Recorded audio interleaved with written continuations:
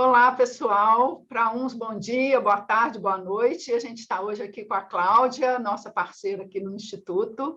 Todo mundo já conhece, né? O pessoal que está assistindo. A Cláudia vai falar para a gente sobre sexualidade e conjugalidade.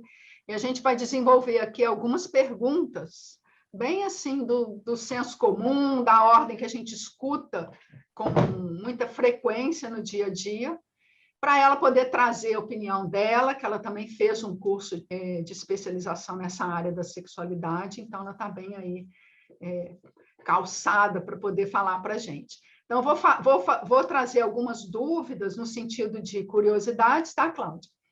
E aí você vai trazendo o seu ponto de vista e deixa esse material para despertar outros interesses ou pontuações dos alunos.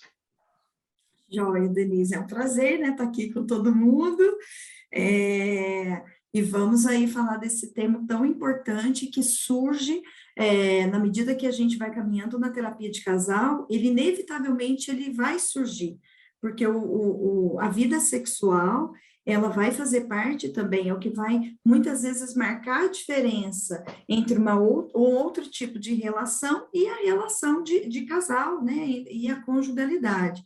Há um tempo atrás, nós tínhamos, inclusive, uma classificação de que um dos fatores para se dizer o que é um casamento era exatamente existir a relação sexual. Hoje a gente tem já uma outra classificação, até porque existe relação sexual fora também, hoje em dia os amigos, alguns amigos têm esse tipo de relação, mas ainda nós sabemos o quanto que a sexualidade pode ser um fator que vem como uma queixa para nós no consultório e vem também para nos dar uma dica do que pode estar acontecendo naquela relação que a gente precisa trabalhar na terapia de casal. Quando você começa falando que é muito comum a gente escutar na clínica de casal essa queixa da sexualidade, em alguns momentos, talvez você ache melhor até falar isso lá na aula, a gente escuta o contrário, né?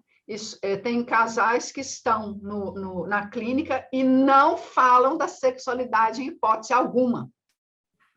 Né? Não falam, a gente transa, a gente deixa de transar, eu quero, ela não quer, não falam nada, não toca no assunto. E nós percebemos, os alunos, no caso, até inibidos em tratar daquele assunto, porque é algo que ele é apresentado pela ordem do silêncio.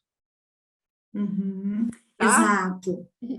E aí, uma importante investigação nesses casos é, inclusive, de como esse casal, de como essa parceria, ela foi, vamos dizer assim, vem da formação deles em relação ao assunto sexo. Porque ele é um tabu, já que ele primeiro que a sexualidade é algo que nos constitui desde crianças, o Freud já veio para mostrar isso para nós, né? E aí eu não estou falando necessariamente só de relação sexual, é algo muito mais amplo.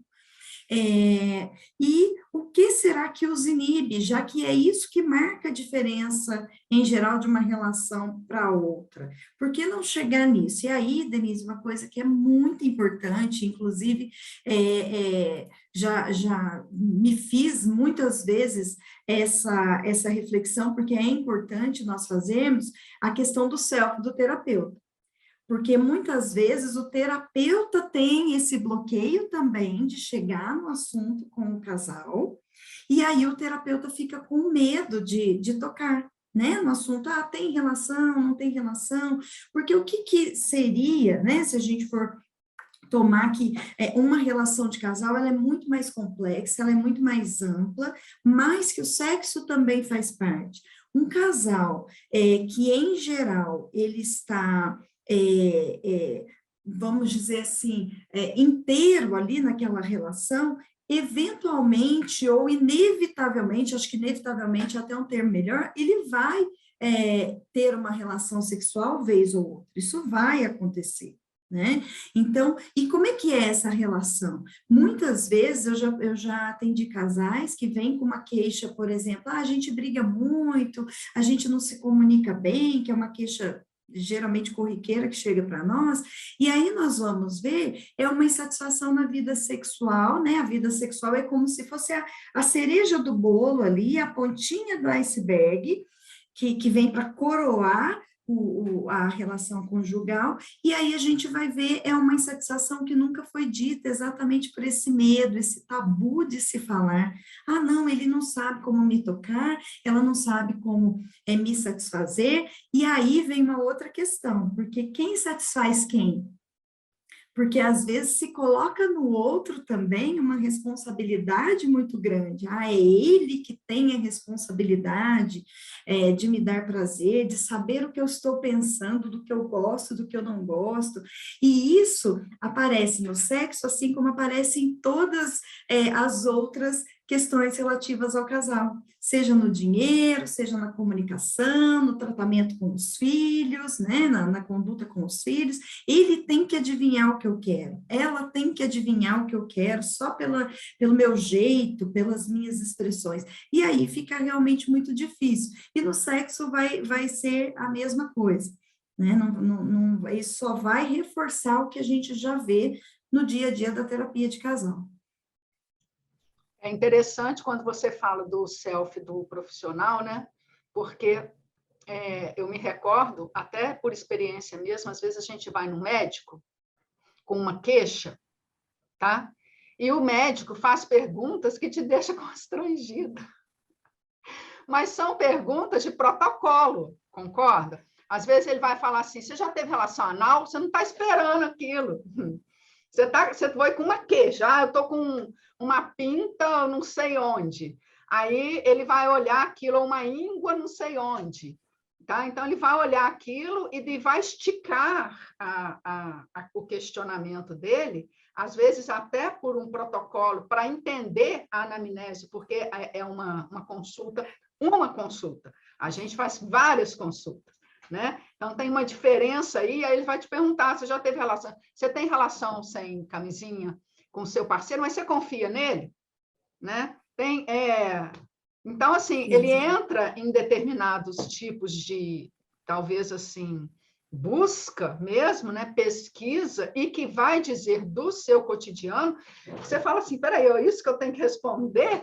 E isso fala, sim, né? Como você está falando aí, do self, do profissional, né? Embora a gente tenha que guardar as devidas diferenças, porque aqui é uma clínica, né, contínua, lá é uma entrevista mais ou menos que ele vai fazer para descobrir, para medicar aquele sintoma, né?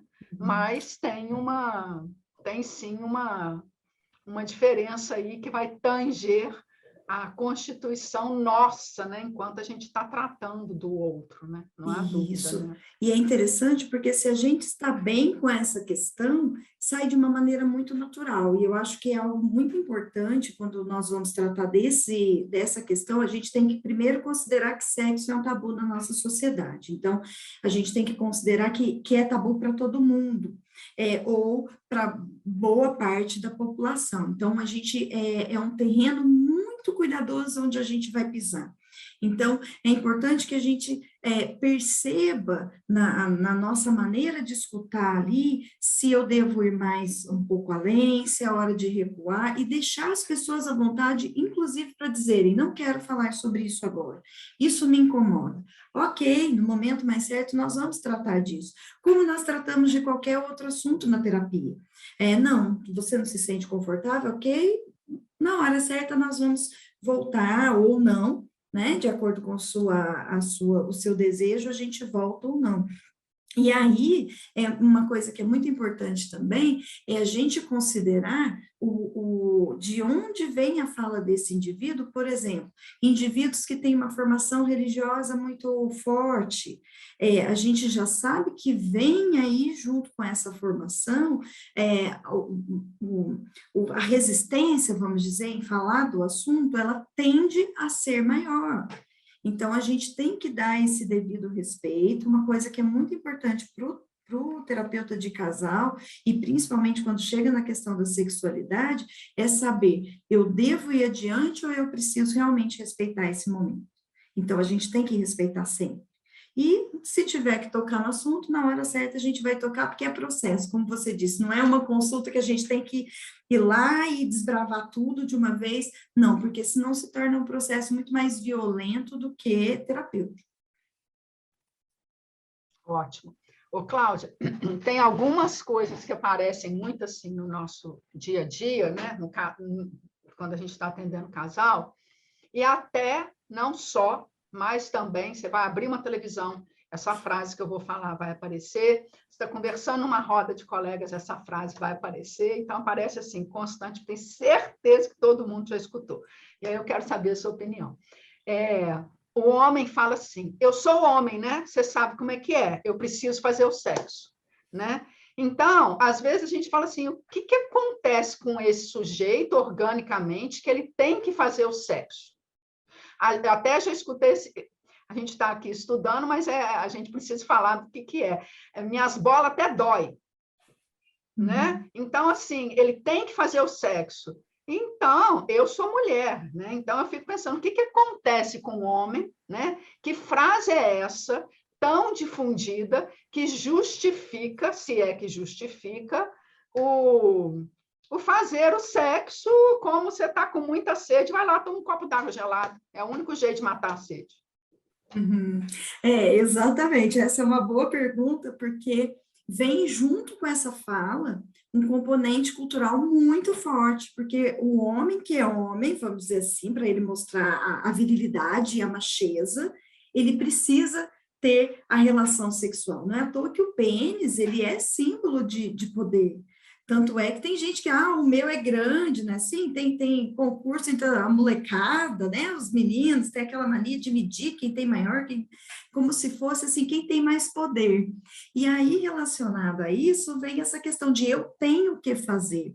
O que a gente tem que considerar é que nós, seres humanos, nós, ao contrário dos animais, nós somos muito mais complexos, a nossa subjetividade, ela é infinitamente mais complexa do que dos animais, então nós somos um ser biológico, sim, somos seres biológicos, nós temos nossas necessidades, só que não dá para a gente falar que homem tem mais necessidade do que mulher, porque, inclusive, Denise, na clínica, para mim, já chegou mais de um caso de homem que diz, olha, eu tive uma namorada que ela queria sexo o tempo todo, eu não dava conta, porque ela tinha realmente um apetite sexual muito maior do que o meu, e aí a relação não foi possível ir adiante, porque era até fisicamente impossível de dar conta, porque a gente tem que considerar que o homem, depois de uma relação sexual, o período refratário dele, que é aquele período do descanso e que ele não vai ter ereção, ele é muito maior do que da excitação da mulher. A mulher consegue se excitar muito mais rápido e ter muitos orgasmos um seguido do outro, do que o homem, que precisa de um tempo para se recuperar fisiologicamente. Então, assim, vamos considerar que essa é uma questão muito mais construída culturalmente do que necessariamente uma questão da biologia. Então, é claro que o órgão masculino, ele é mais externo, então ele está mais sujeito a estímulos externos, né? Então, não dá para a gente negar isso. Por outro lado, se a gente for ver só pela anatomia, o clitóris ou todo o aparelho genital feminino, ele tem a mesma composição do pênis. Depois na aula eu vou mostrar a foto porque fica melhor. Não há diferença. É até bonito de se ver como a natureza foi formando e foi dando a diferença de cada um, mas partindo do mesmo ponto. Então, essa questão tem muito mais a ver com o mostrar a macheza, mostrar a masculinidade, do que necessariamente um desejo propriamente dito. E aí, é claro, desejos todos nós temos de diversos graus, aí sim, entre homem e mulher, independente de gênero, aí nós vamos ter sim os graus de desejo. Ô, Cláudia, vamos aproveitar que você falou aí de anatomia, né? E vou te fazer outra pergunta que também é do senso comum. Se você não conseguir responder ou não der, nós corta.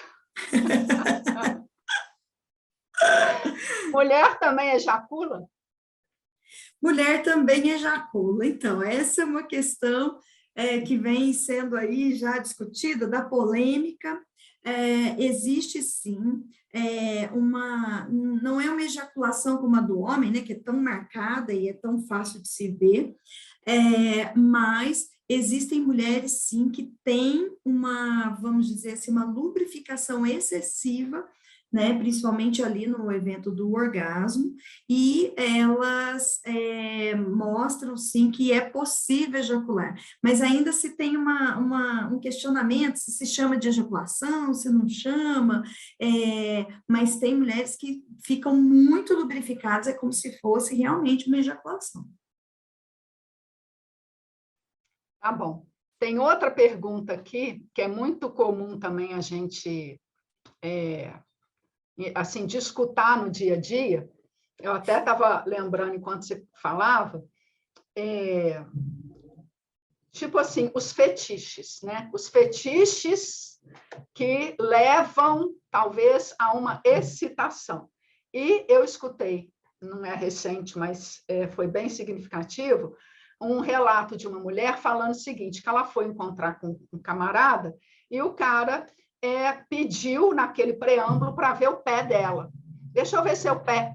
E ela falou, meu Deus, pelo amor de Deus, tudo menos meu pé. Né? Porque ela detestava o pé dela. Então, ela contava aquilo como algo assim que já entrou na relação marcando um descompasso, isso que ela estava falando, entendeu? E aquela história do pé, né, embora naquele determinado momento ela conta que deu para eles contornarem, ficou uma coisa tipo assim, eu gosto muito disso, é exatamente isso que eu detesto, né? O que você assim, pode trazer para nós disso? Ainda mais essa coisa de pé, né? Também tem muita coisa de pé relacionada aí à excitação sexual, né?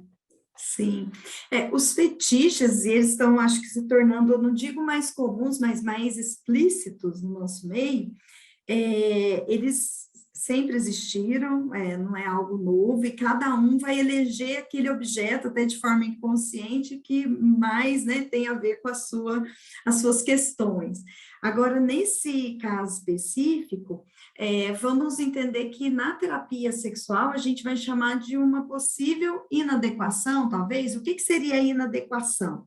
E isso é importante para que o terapeuta de casal, ele entenda o seguinte: tem casais que optaram por não terem relações sexuais, e tá tudo bem. Ele não precisa ter a relação sexual, aí tem que ter para mostrar que o casamento está bom. Não é isso, porque se o casal chegou a essa conclusão por N motivos, ou por não querer, ou por não poder, e está tudo bem na relação, ok. Então, a gente chama isso de adequação. Esse casal está adequado. Um não gosta, o outro não gosta, e está tudo bem. O problema, e é aí que vem geralmente para nós, é quando há essa inadequação. Um ama pé, o outro não gosta. Então, quer dizer, o que é excitatório para um é inibitório para o outro. A pessoa fica tão inibida com o pé, por algum motivo X que não gosta, que não consegue, às vezes, nem levar a relação adiante. Isso, o pé é um exemplo, mas podem ser ele, daí a imaginação não tem limite para esse momento. Quando a gente tem uma inadequação, é onde a gente precisa olhar para ela e entender qual é o papel dessa inadequação na relação desse casal. Por que ela apareceu dessa maneira? Né? Eu gosto de dia, ele gosta de transar à noite. Opa, já vamos ter que entender como é que é isso. Eu já atendi casais que vinham com esse tipo de queixa. Eu tenho pique de manhã, ele tem pique só à noite. E aí a gente começa a investigar, Denise, e a gente vê que não é só uma questão de ordem fisiológica, de desejo de manhã e à noite. É como se fosse algo que está escondendo uma dificuldade relacional ali, que nós, como terapeutas de casal, temos que buscar para não ter a relação, que seria o máximo da intimidade, vamos dizer assim, né? O máximo da demonstração de intimidade que um casal pode ter. Então, se a gente for um pouquinho mais além, a gente pode ajudar esse casal a desvincular só daquele objeto que ele elegeu ali e ampliar esse olhar. Ô, Cláudia, por falar em intimidade, eu vou te fazer a pergunta contrária, né? Porque normalmente associa-se o desnudar físico com uma relação íntima, né? Eu sou íntimo de fulano de tal, quer dizer, você tem relação com aquela pessoa. Mas é isso mesmo, né? Porque às vezes a gente fica com a impressão diferente dessa, né? A pessoa desconhece o outro e transa com ele, é isso? Como é que você vê isso? Sim, intimidade é um termo assim bem delicado, a gente usa realmente como se fosse algo muito fácil. Intimidade está muito ligado, Denise, a gente ser capaz de conhecer o outro e ainda assim compreender as suas dificuldades, compreender aquilo que ele tem que eu não gosto, que eu não, muitas vezes não sei lidar, mas ainda assim compreender que faz parte dele. Assim como eu também tenho as minhas partes que ele não gosta, que ele não sabe lidar, mas a gente optou por estar junto e seguir e transpassar esses obstáculos juntos. Então, infelizmente, se usa hoje intimidade só no sentido de, tirou a roupa, tem intimidade. Não. Tem muito casal que mora junto, que está casado há 30 anos e não é íntimo. Íntimo nesse sentido do conhecer exatamente o outro. Eu já ouvi casais casados há muito tempo que dizem, o meu marido sai, eu não faço a mínima ideia do que ele faz, eu não sei nem o que é o trabalho dele. Eu não sei nem com o que ele trabalha direito, porque eu não entendo. E assim, não entende, mas também um não se colocou à disposição para explicar, o outro também não se colocou à disposição para entender, para fazer um movimento de aproximação. Então, são dois estranhos que vivem sob o mesmo teto e dormem na mesma cama. É isso. Então, a intimidade vai muito além disso. Você falou de casais que vivem há 30 anos, isso me faz pensar também numa outra colocação muito comum, que a gente ouve, que aparece na clínica, que é o seguinte, o casal fala assim, quando a gente namorava, a gente dava 3 por dia. Agora que a gente casou, o sexo, se for 1 a cada 3 meses, é muito, né? Isso é tipo assim, será que as contas comem a libido do casal? O que acontece, né? Que isso né, funciona. Quer dizer, você casa porque quer ficar junto, porque tem um bom relacionamento. Quando casa, esvazia. Sim, e aí é que vai o nosso potencial de criatividade. O ser humano ele é ilimitado nisso. As contas realmente podem ser um fator inibitório fortíssimo, porque vem os problemas do dia a dia, problema com o filho, problema com trabalho, e aí a gente fica cansado também, porque, de novo, nós somos um corpo biológico, então a gente não pode esquecer de cuidar da relação. E aí, o que seria esse cuidar da relação? É realmente nós olharmos para outros fatores que eu posso trazer para essa relação, de modo a aliviar essas tensões do dia a dia. Então, é uma surpresa, é um agrado, é o bom dia. Eu gosto muito dessa expressão, eu ouvi no meu curso de noivos, quando eu fiz, e eu não vou esquecer, né? Uma boa noite começa com um bom dia. Então, quer dizer, tem toda uma série de fatores que vão influenciar na hora da relação sexual. E as contas vão, sim, impactar, só que ela não pode ser a razão de viver daquele casal. Então, ele tem que buscar mecanismos de separar esses momentos. Tem hora que está cansado, sim. A gente sabe que o que é novo, o que é novidade, ele traz muito mais excitação do que aquilo que é conhecido. E por isso que trabalhar a questão da sexualidade, Denise, eu não estou falando só de relação sexual, tem muito a ver com um investimento. Tem a ver com o movimento que a gente faz. Não é algo natural. Né? Não, é só, vai acontecer, deixa acontecer naturalmente. Não, em termos de sexualidade, a gente precisa sim se implicar, porque acreditar que vai acontecer é muito cômodo, e é o que a gente vê muito na clínica de casais. A gente chega com casais que acham que o simples fato de estarem juntos e se gostarem é o suficiente para ter uma boa relação. tem muita coisa que vai desdobrando enquanto você vai falando, né?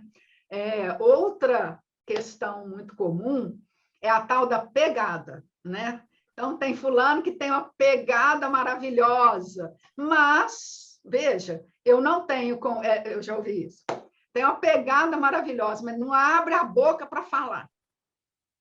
Não abre a boca para falar, porque se falar, estraga tudo. Então, assim, o que é isso, né? Como é que às vezes a pessoa, que pegada que é essa? Que interessante, né? Como que você pode ter falar assim, uma afinidade nessa pegada, que ninguém vai ficar falando, pega aqui, pega ali, faz isso, faz aquilo, mas no encontro sexual aquilo é ótimo, a ponto da pessoa falar isso, mas no dia a dia ela não gosta do jeito dele pensar, ou do jeito dele falar, ou sei lá o quê, né?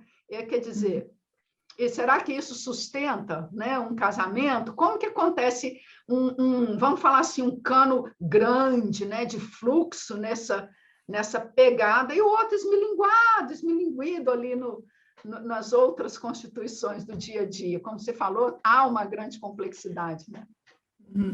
Falar em sustentação é bem difícil sustentar numa situação dessa. Tem casais que têm a ideia de que o sexo sendo bom, o resto está tudo bem, só que a gente sabe que o sexo, como eu já disse, né, é a cereja do bolo, então ele representa uma parcela, a relação sexual, uma parcela muito pequena de uma relação conjugal. Então, investir toda a sua energia somente nessa parcela pequena é muito complicado. Se diz, não se investe, não se põe todos os ovos na mesma cesta, não é assim? E a gente sabe que a cesta do casamento, ela tem vários fatores. Então, por mais que a questão sexual seja boa, é importante olhar, mas espera aí, o que esse sexo tão bom pode estar, inclusive, escondendo da relação que eu não estou podendo ou não estou querendo enxergar? E a gente também tem que considerar, Denise, dentro da questão dos traços de caráter, que o Reich trabalhou muito bem, algumas pessoas têm no corpo aquilo que a gente chama de sex appeal, né? Tem pessoas que são altamente atraentes, elas são pessoas que têm essa pegada mesmo. Tipo magnética, né? Isso. Às vezes não são nem bonitas no padrão considerado que é bonito, mas ela tem aquele a mais que a gente não tem nem como explicar, né? O Reich vai explicar melhor, mas o que dela tem que traz essa pegada. E aí o complicado é que se você vai somente por essa questão, você não deixa, inclusive, a pessoa se mostrar, porque você não quer que ela se mostre, porque se ela abre a boca, não tem nada interessante para falar, é melhor que ela fique quietinha. Então, quer dizer, eu nunca vou chegar a ser íntima de uma pessoa dessa. E aí, realmente, acaba sendo um parceiro somente para transa. Ah, transou, vai embora, tchau. Como a gente vê hoje, muitas pessoas que têm esse tipo de relação. Tem um amigo que é um amigo para transar. E é, inclusive, um tipo de relação que vem se tornando cada dia mais comum. Mas é aquilo, né? É só para transar. Se eu tiver uma dor, eu não posso ligar para ele. Se eu tiver uma dificuldade, eu não posso chamar para me ajudar. Eu não posso dividir coisas do dia a dia. Eu sou só um pedacinho. E como é que a gente sustenta uma relação sendo só um pedacinho? Agora, o contrário, né? Vamos falar, uma boa relação que está aí há 30 anos, um casal, tá? De fato, a libido vai cair, porque você falou do corpo, você falou, né, que tem uma carga, né? A gente tem uma carga no corpo. Agora, outras coisas caem, né, Cláudia? Músculo vai acabando, né? Assim, a vitalidade, o ritmo, a libido também acaba, ela vai diminuindo, né? Casais com 60, 70, 80 anos transam? De fato ou não? Sim, a gente tem que considerar que a medicina evoluiu bastante, então hoje há artifícios que podem ser utilizados. Então, por exemplo, uma mulher que ali aos 50 anos já começa a ter um ressecamento vaginal muito grande, isso acaba gerando uma dor na hora da relação e acaba meio que ajudando a aumentar o espaçamento entre uma relação e outra. não porque ela não deseje, mas porque o ressecamento, ele aparece. Então, nesses casos, como ir ao médico, e o médico fazer lá a sua indicação específica para aquela pessoa. Então, a gente tem que considerar, assim como a gente tem o ciclo de vida, e a nossa vida vai mudando dependendo da fase, na sexualidade é a mesma coisa. Então, tende sim a haver uma diminuição aí do desejo, e tem uma questão que é física, mas isso não significa que a vida sexual acaba, depois dos 55, dos 60, não tem. Tem pessoas que transam e têm relações com mais de 70 anos e estão muito satisfeitas. Agora, uma coisa super importante é que a gente não pode esquecer que sexualidade não é só relação sexual, penetração, que às vezes a gente faz essa associação. Uma pessoa pode ter o prazer de segurar na mão uma da outra, de passar a mão no cabelo, de fazer uma cócega na orelha. Então, e isso é que quando eu falo da criatividade do casal, isso é muito importante, o casal saber explorar outras zonas erógenas que não só os genitais, porque senão realmente fica muito limitado o repertório daquele casal. E aí, se tiver algum problema específico dos genitais, quando eu digo problema, até pela questão da idade, a ereção já não é mais a mesma, a lubrificação não é mais a mesma, é como se morresse a vida sexual, o que não precisa ser desse jeito. Ótimo. Vamos fazer a pergunta derradeira, né? Que é aquela que a gente ouve também, assim, muito comum no dia a dia. Tamanho é documento? De jeito nenhum. Essa é ótima. De jeito nenhum, porque nós temos as terminações da mulher, são a maior parte das terminações que vão dar o prazer e que vão estimular, estão na entrada da vagina. Então, independente do tamanho do pênis, inclusive essa ideia de que um pênis muito grande vai dar muito prazer, pelo contrário, ele pode inclusive dar mais desprazer, porque ele pode machucar. Dependendo do tamanho da mulher, pode ser muito mais aversivo do que prazeroso. Então, o que vai, na verdade, ser documento, usando essa expressão, é muito mais uma preliminar bem feita, é muito mais como o casal está envolvido ali naquele momento, isso sim é que vai valer. Então, quem tem algum tipo de preocupação com isso, fique muito tranquilo, porque se o tamanho é tão importante para você, está na hora de olhar para outras coisas. Inclusive, olhar para a sua parceria e perceber o que essa parceria valoriza e não na relação. Isso sim é documento. Tem muita coisa que você vai falando, está me vindo ideia aqui de desdobramento, de simplesmente curiosidades, né? Mas eu te agradeço, a gente fica hoje por aqui e deixa aí para os alunos trazerem outras questões para a nossa aula. Joia, Denise, eu que agradeço, um abraço para todo mundo, daqui a uns dias a gente vai estar junto, então. Abraço, obrigada. Tchau, tchau.